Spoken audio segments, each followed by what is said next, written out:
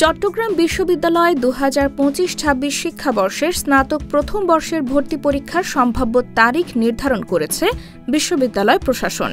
আগামী ২রা জানুয়ারি থেকে শুরু হয়ে চলবে ১২ জানুয়ারি পর্যন্ত। রবিবার বিশ্ববিদ্যালয়ের ভর্তি কমিটির সভা সূত্রে এমন তথ্য জানা গেছে।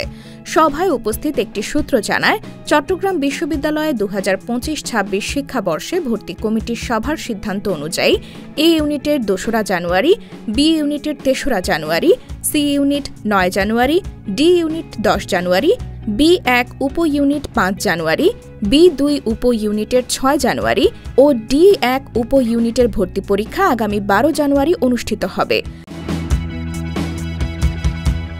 ভর্তি পরীক্ষার বিষয়টি নিশ্চিত করে বিশ্ববিদ্যালয়ের উপাচার্য অধ্যাপক ড.